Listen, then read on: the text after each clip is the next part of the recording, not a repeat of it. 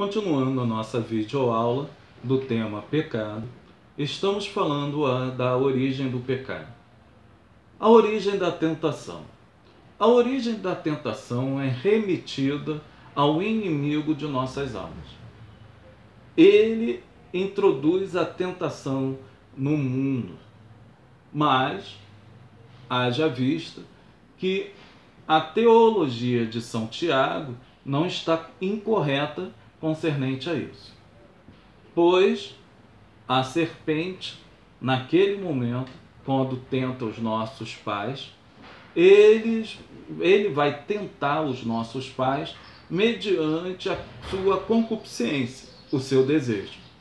Ele introduz ao ser humano a chance de optar por aquilo que estava oculto ou quase não revelado para o ser humano.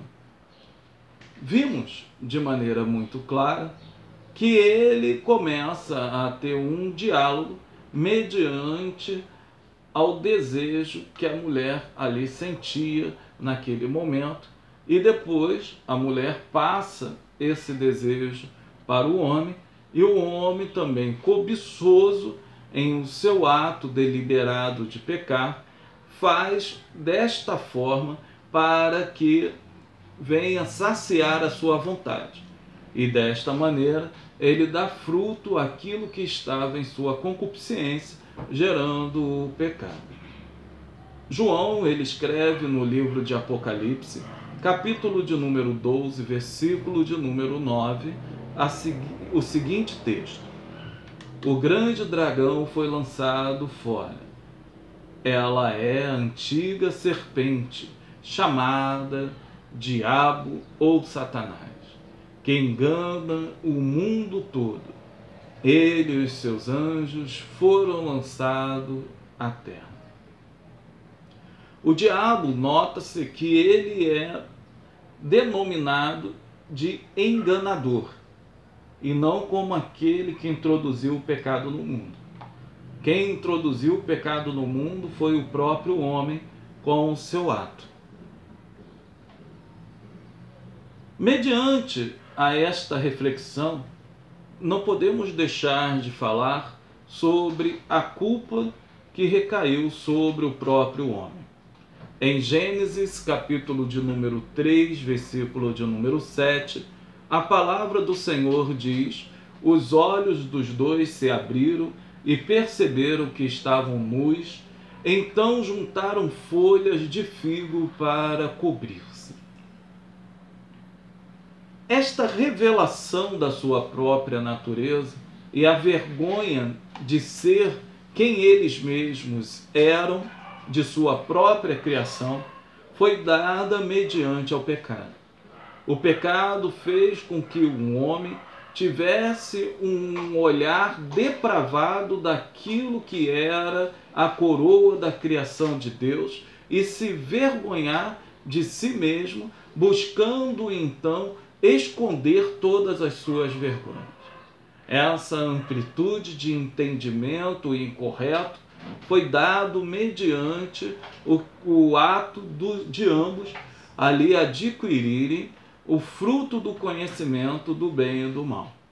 Quando o homem adquire o conhecimento do bem e do mal, este homem então tem o conhecimento do bem, sem força para praticá-lo, e tem o conhecimento do mal, sem força para retê-lo. Desta maneira, o homem passa a ficar refém do bem e do mal, porque desta forma ele não consegue cumprir o desígnio de fazer o bem corretamente e de rejeitar o mal. Quando eu falo ficar refém de ambos, refém da culpa de não praticar o bem devido e refém da culpa de não reter o mal indevido.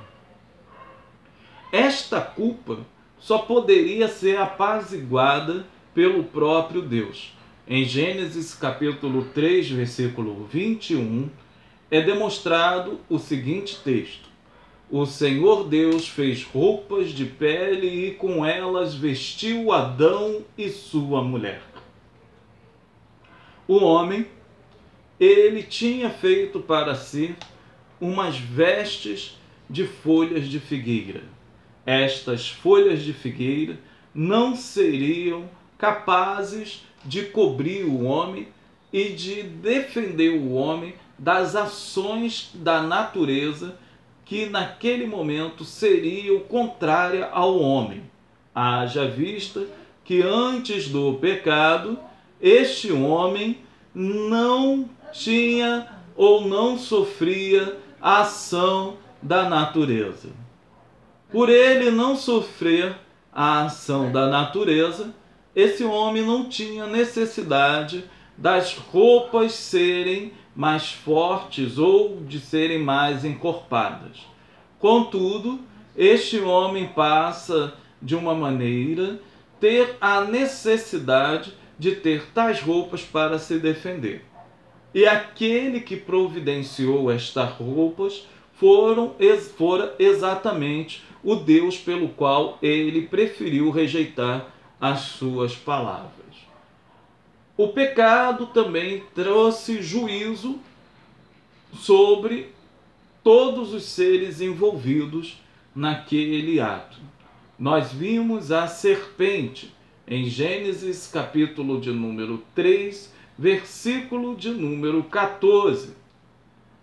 Ela passa a ser maldita, passa a andar sobre o seu ventre, rastejando ao chão, passa naquele momento ser odiada e também tem o seu fim decretado concernente a uma contenda que será um estado quase do que perpétuo ao contra o homem, e a semente da mulher esmagaria a cabeça dela. Contudo, a mesma iria ferir o calcanhar. Nesse texto, nós poderíamos aqui discorrer todo o plano salvífico do ser humano. Vimos exatamente Deus anunciando a derrocada de Satanás. Isso ligado ao texto de Apocalipse, que utiliza a antiga serpente como símbolo do diabo ou Satanás. Esta derrocada seria dada mediante a atuação de Deus na vida do ser humano. Um plano que iria se dar no decorrer do tempo e o cumprimento da promessa messiânica em Cristo Jesus. Tal promessa iria trazer o homem o sentido claro da vida e fazer com que o mesmo pudesse vencer o pecado. Vencendo o pecado através do sangue de Cristo, a morte seria vencida, as dores desse mundo seriam vencidas e a degradação do corpo humano e da moral humana também seriam vencidas. Contudo, é dado também que a serpente, num decorrer de tempo, ela teria sua cabeça esmagada. Isto traz a referência do sacrifício de Cristo na cruz do Calvário, que derrota Satanás e expõe ele ao vitupério, como está escrito em Colossenses.